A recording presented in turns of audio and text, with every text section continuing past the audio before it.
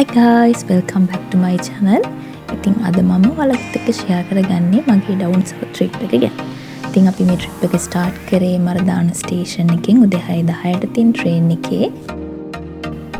ඉතින් උදේ පාන්දරින් අපි මේ ගියපු train ride එක අපිට ලස්සන experience එකක් වුණා.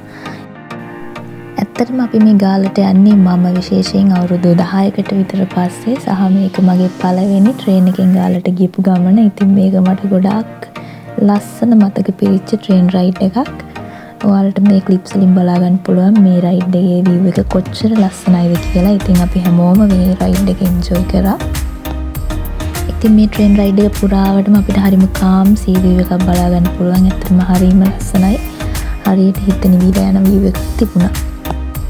ඉතින් ඔයාලට පුළුවන් අපිත් එක්කම අපි මේ පෙරළ අයින දිගේ දීවර ගම්මාන පහු කරගෙන ගාලට ගියපු train ride එක අපිත් එක්කම enjoy කරන්න.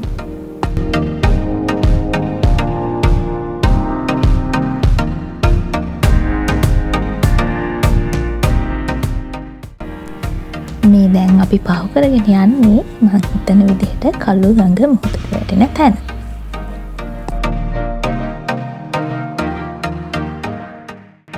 ඉතින් ගාලෙන් බැසට පස්සේ මුලින්ම අපි කරේ අපේ බ්‍රෙක්ෆාස්ට් එක ගත්ත එක. උදේට කෑම ගත්තට පස්සේ අපි පිටත් වුණා අපේ බයික් රෙන්ට් කරලා තිබුණ තැනට අපි බයික් එක රෙන්ට් එකට ගන්න. ඊට පස්සේ අපි අපේ විලා එකට යන ගමන් හිටියේ. ඉතින් මේ වලටගෙන පුළුවන් අපි ට්‍රේන් එකකට පොඩ නතර කරගෙන ඉන්න තුණා. ඉතින් අපි විලා එකට ගිහින් අපි බෑග්ස් විලා එකෙන් තියලා අපි යන පිටත් වුණා බයික් වලින් මිරිස්සට. ඉතින් අපේ පළවෙනි ඩෙස්ටිනේෂන් එක වුණේ මිරිස්ස කොකනට් ට්‍රී හිල්ස්. ඉතින් ඇත්තටම මේ වගේ පළවෙනි වතාව කොකනට් ට්‍රී හිල්ස් යන. ඉතින් අපි යන්න පිටත් වුණා.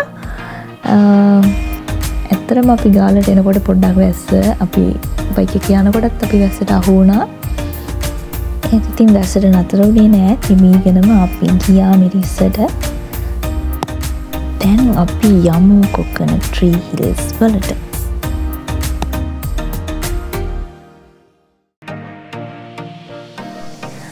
අපි එතෙන්ට යනකොටත් ඇත්තටම වහිනවා. අපි ඇසෙත් හිමි තමයි ගියේ. view එක ඇත්තටම ලස්සන view එකක් තිබුණා. නමුත් පොල් ගස් නම් ගොඩාක් ඒවා දැන් වෙනකොට වයසයි මැරිලා වගේ තමයි තිබුණේ.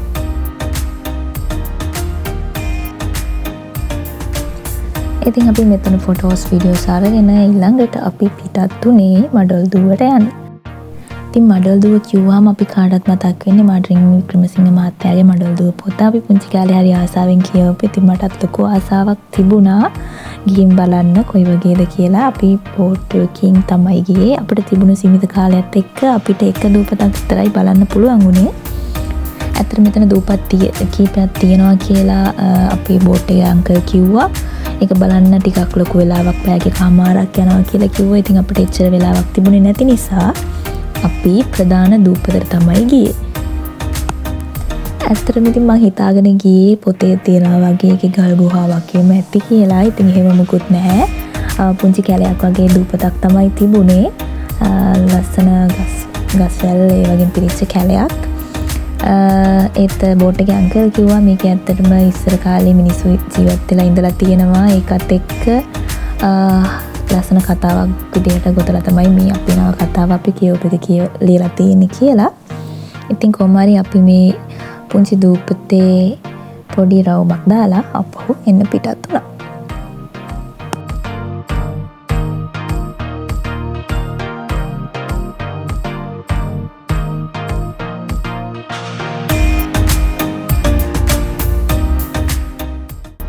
ඉතින් අපි අපහ බෝට්ටෙන් එන්න පිටත් වෙච්ච ගමනේදී මේ දූපත වටේ රවුමක් අපි එක්කන් ගියා බෝට් එකේ අංකල්. ඊට පස්සේ අපිට දැක ගන්න පුළුවන් වුණා අපිට යන්න බැරි වුණා අනිත් දූපත් ටික. මේ බෝට් රයිඩ් එකෙන් පස්සේ අපි යන්න පිටත් උනේ තල්පේ බීච් එකට. ඇත්තට මේක හරිම ලස්සන කාම් බීච් එකක්. මෙතන ඇත්තටම අපිට හුඟක් විනෝද වෙන්න පුළුවන් වුණා. ඇත්තටම හුඟක් ලස්සන මෙමරිස් එකතු කරගත්ත දැනක් තමයි මෙතන. ඉතින් ඊළඟට අපි කරේ අපි අපව විලායකට ගිහිල්ලා ඔෂ එකක් දාලා අපි පිටත් වුණා ගාලු කොටුවට ඉන්න. ඇත්තටම ගාලු කොටුවට එනකොට අපි ටිකක් රෑ වුණා. ඇත්තටම අපිට ඕනේ උනේ ටිකක් හවස සන්සෙට් එකත් එක්ක මෙතෙන්ට එන්න. ඒත් අපිට ඒ වෙලාවට එන්න බැරි වුණා. ඒ වුණත් අපි ආව වෙලාවෙත් හොඳ ලස්සන වයිබ් එකක් මෙතන තිබුණා. ඉතින් යාළුවොත් එක්ක නයිට් වෝක් එකක් යනවා කියන්නේ වෙනම එක්ස්පීරියන්ස් එකක්. ඒ වගේම මේ ස්ට්‍රීට්ස් උත් එකතුනහම මේක මාරම ලස්සන එක්ස්පීරියන්ස් එකක්. මගේ ජීවිතේට මම එකතු කරගත්ත ලස්සන මෙමරි එකක් තමයි මේක. ඉතින් අපි මේ ස්ට්‍රීට්ස් වල බයික් එකකින් පොඩ්ඩක් ගිහිල්ලා අපි ආපහු පිටත් වුණා අපේ විලා එකට.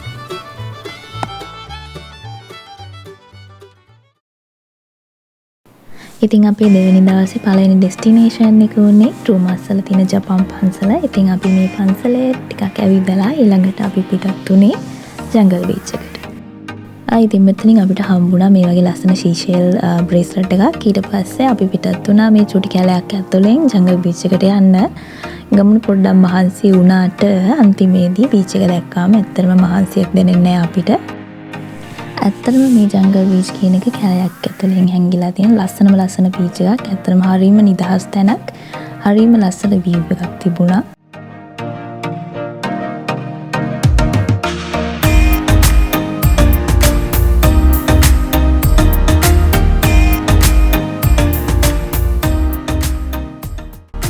ජංගල් බීච් එකෙන් පස්සේ අපි ආවේ හික්කඩුවට. මේ හික්කඩුව බීච් එකේදී අපිට දකින්න පුළුවන් වුණා යෝධ කැස්බෑවෙක්.